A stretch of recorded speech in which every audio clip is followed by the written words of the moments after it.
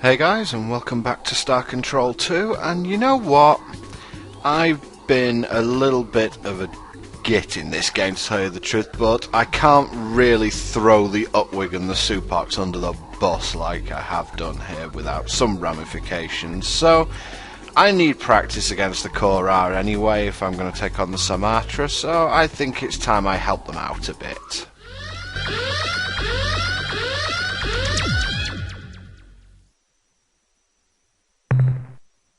Sense something ancient, a sickly smell, a chilling wind. My ancestors scream from within their chambers in my mind, but I cannot understand their words. This feeling, a memory, it sickens us, and for the first time in our lives, for the first time in generations, we fear. We are the Ur-Quan Kohr-Ah. Your presence here is premature. We fight the Khazars for supremacy of doctrine and possession of the Sumatra. When the battle is won, our task is simple. We cleanse. You are the filth.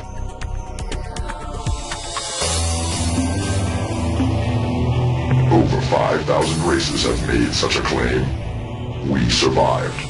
They did not. Nor shall you.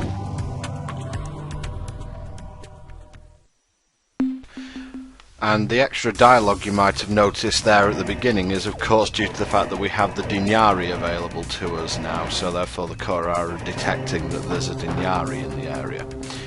Unfortunately, while I have played this game a bit before, we're now entering the stages of the game I don't have much experience in at all. And unfortunately I don't have a lot of experience flying the Utwig Jugger starship. I know that it's pretty much indestructible when flown correctly, but flying it correctly for a noob like me is pretty difficult. The idea behind the ship is that it doesn't recharge energy at all. What it does is that it gains energy by absorbing it through its shielding systems, which obviously require energy to activate, but any impact against the shield will recharge the Utwig's energy. Unfortunately, the ship's pretty much useless when it has no energy, and of course, as you've seen, I've been over-ambitious with the shield here, and thus because of that, I have run out of energy and I'm now pretty much at the Kohr-Ah's mercy, because the Jugger is not a fast ship and it can't really evade like many of the other ships can.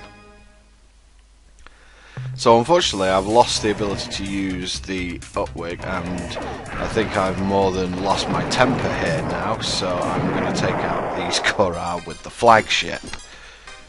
This isn't going to help me too much, as you can see in practice, because, well, that'd be a bit of a spoiler, but suffice it to say, I will not be able to use my flagship for the rest of the game to fight the Kohr-Ah, so I've got to find some way to improve my skills with the other ships before I take the Kohr-Ah on in a head-on confrontation. But as has already been mentioned, taking the Kohr-Ah on in a head-on confrontation is pretty much hopeless. So we have to find a way around that, which is of course going to be destroying the Sumatra.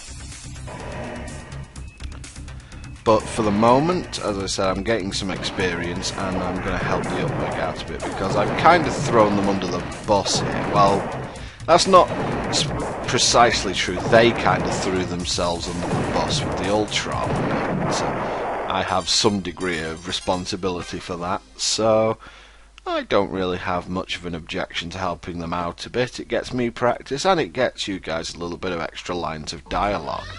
Speaking of extra lines of dialogue, here's another Kohr-Ah ship, and they've got something to say too. We are the Ur-Quan Kohr-Ah. You have evaded our attempts to cleanse. You are no longer filth. You are a threat. Threats deserve greater attention than filth. It is not. Well, that was short and to the point from the Kohr-Ah, but let's try this out again. Yeah, a little bit better job with the shielding system. But as you can see, a lot of the mines are just missing me. And so I'm activating my shield when it's not necessary. But this is the sort of rhythm you have to get into, where the Kohr-Ah's low on energy and it will just fire a disc at you whenever it has the energy, and you can absorb it through your shield, and you essentially then get into a situation where you're just going to automatically win. Unfortunately, I let my shield energy get too low once again, and the Kohr-Ah managed to destroy my jugger. As usual, pretty much humongous fail for me. Time to bring out the Urs again, and the Urs are not very good against the Kohr-Ah at all. As you can see, the Kohr-Ah fought off the first wave of Marines with the fiery Corona, and then managed to shoot down every single Marine with their discs, so that didn't go very well at all. And at this point I was kind of swearing a little bit at the screen because I thought that it was BS that they were able to fire and kill all my Marines at once. Still not to be outdone. Down goes one of the Marauders, but the Urs are coming to, I wouldn't say the end of their useful life in this game, but they probably will not form part of the fleet that I take the Sabatra on with. While they are sort of effective against the Kohr-Ah, they're not that effective, especially when I run into a planet. So there are just better ships in the game for me to take the Kohr-Ah and the Ur-Quan on with than the Urs, and unfortunately that's the way it's going to be. At least I won't have Cthulhu hanging out in my fleet. Said time to go head on and introduce a bit of laser into this combat. Let's get the Chimera involved. I've lost my zap stats, which make the Chimera a lot less effective, but they're still decent enough to be able to probably go 1-for-1 with the Kohr-Ah. Trick to fighting the Kohr-Ah with the Chimera is getting the Kohr-Ah to fire off that their fried attack, because if you can dodge it, you at least are going to be in a more decent situation than you are if you get hit by it. And the worst thing to do is get hit by it. Obviously the Umgar are hopeless against the Kohr-Ah because of the fiery Corona attack, and the Marauder's just a really good balance when you onto a ship. It fights decently at long range because it can just throw a minefield down all over the place, and then when you get too close it fires off the Corona. So my job with the Chimera is just to try and avoid that beam as much as possible. But we're through the Kohr-Ah, having lost unfortunately about half of our fleet, so the practice isn't going too well. I'm not sure how much help I'm being to the Utwig here. Anyway, we've run across the Kohr-Ah again, so let's see if I can do better this time. We are the Ur-Quan Kohr-Ah. Our nature, the fulfillment of our fate, requires your destruction. We did. You did. Yes, we can. No. I love the way the Kohr-Ah respond to our threats. Anyway, I'm now in a situation where I just want to get out of Kohr-Ah space and replenish my fleet, so I'm going to use the most expedient method I know of, and that's to use the flagship. I am pretty low on crew at this point, so I'm taking a bit of a gamble here, but I can always warp away if things get too bad. But I think that I'm more than capable of using the flagship's just raw power to defeat the Kohr-Ah at this point. And with 6 crew left, we can hightail it back to Earth and have a chat with Commander Hayes.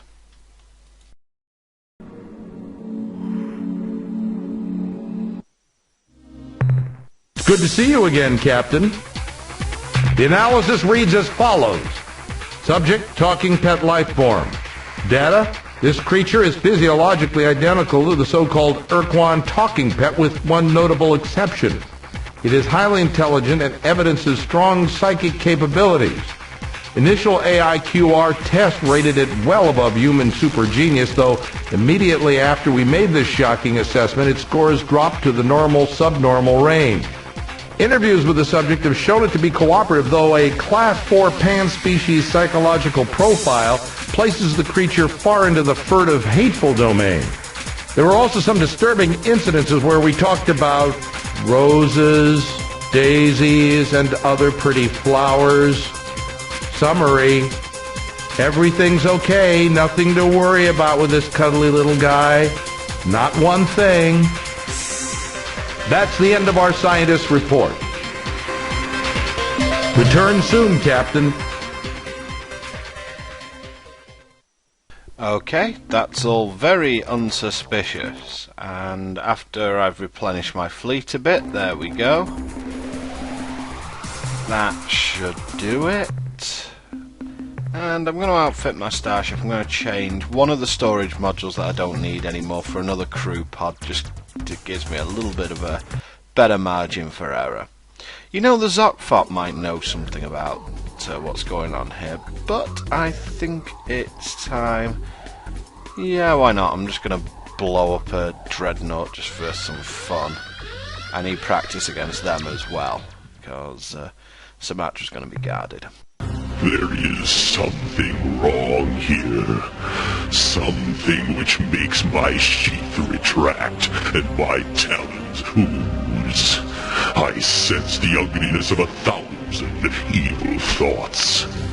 And I have located the source of these fetid emanations. They come from aboard your vessel. Foolish renegade human, why have you come here?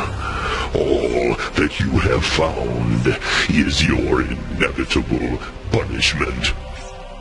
We will give you no more warnings, renegade human. A final command, human, but it is more of a plea. Your insubordination has guaranteed your death. There can be no alternative. But your species has not yet crossed the threshold of disobedience that would require us to decimate Earth. You have survived combat with us before. You may survive the ensuing battle. If this happens, leave. Return to your home. Await our arrival there. If you interfere with us here, we may lose the doctrinal conflict with the Kohr-Ah. If we are defeated, you are defeated as well. The Kohr-Ah will be unleashed. They will begin a genocidal orgy, cleansing all known sentience. They will crack the slave shield around Earth and reduce the surface of your blue world to cinders. That's pretty much the last piece of dialogue that we get with the Ur-Quan, and they really do seem to believe that they're trying to protect us. Anyway, stuff trying to get practice. I want RUs at this point because I've just had to use 12,000 to replace my fleet. So since the Dreadnought is absolutely no match for my flagship at the moment, I am going to blow these guys up quickly, and then I'm going to move on to the Zokfot and see what they know about what's going on at the moment.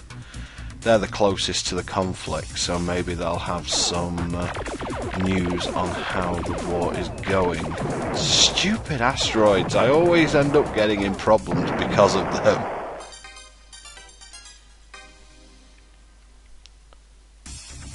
Oh, walked in behind me, that was a bit mean of him. Oh, planet! Oh, see how much damage that did. Planet, 45 people, Ur-Quan Dreadnought, 6. 3 Ur-Quan Dreadnoughts. Anyway, next time we'll chat with the Zokfot. See you then.